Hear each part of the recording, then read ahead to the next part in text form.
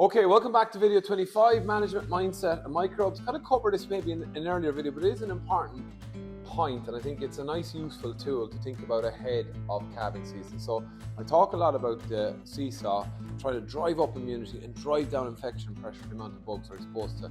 So in seasonal systems, infection pressure reduction is really kind of one of the areas is hygiene. And I suppose there's a message today, and again, I've said it before, we can't disinfect dirt. And that's understanding the difference between a detergent, I even brought one along here from the kitchen, fairy liquid, is a detergent, and a disinfectant which kills. So what does a detergent do? It removes slime and biofilm, so it lifts it off. So when we think about colostrum and milk, particularly colostrum high in fat and protein, it leaves a slimy layer, and the detergent is really effective at doing that. So what you need to look at your routines is, can I put in detergents or when do I use them?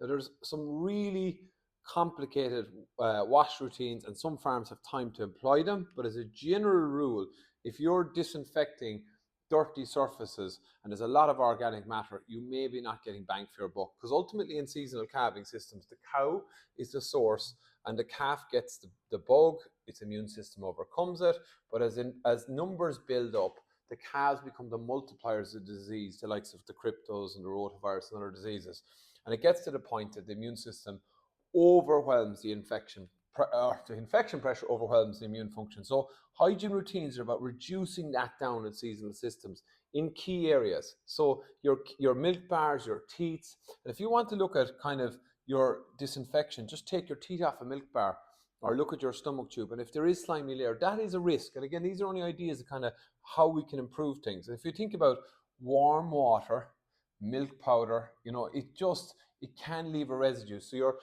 dump buckets, I always talk about dump buckets, your colostrum bottles, your colostrum stomach tubes, and your feeders.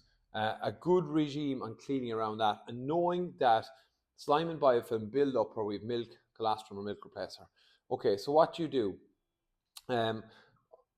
Routines, again, cold water wash, hot water detergent is kind of the key thing. Disinfectant, and then air dry. So some people will let their key equipment soak in like a Milton or something like that, that's fine. But I think a good wash routine and air drying where you're letting teats go down, that's a protocol. Again, I just see on farm that's working. Stomach tube, if you're stomach tubing lots of calves, obviously the tube is a tube. I see some farms, they I see some farms clean the stomach tube with a wire brush. So yeah, wire brush for cleaning the stomach tubes is something, again, just using detergents on those key areas is really important. I think I covered that off. Just knowing the difference between a detergent and a disinfectant is really important. Mindset today, do it right when you have time, or you have to do it twice when you don't have time. Again, it's just that idea that, okay, it's easy to talk about this stuff on a whiteboard, but having hygiene routines that work and understand the different challenges do save time in the long term. And again, we know that we're in a busy spring seasonal system, infection pressure does rise, and there is challenges. And that's where Precision Microbes as a tool, given 30 mils daily to support gut health long term for 30 days or beyond up to weaning, topping up with 30 mils during digestive upsets is an extra tool to try and give that immune function and the gut support. And again, good beneficial microbes actually provide protection against harmful pathogens. So it's a tool in the fight, but paired with good hygiene, we get better results. That's it. See you for day 26 tomorrow.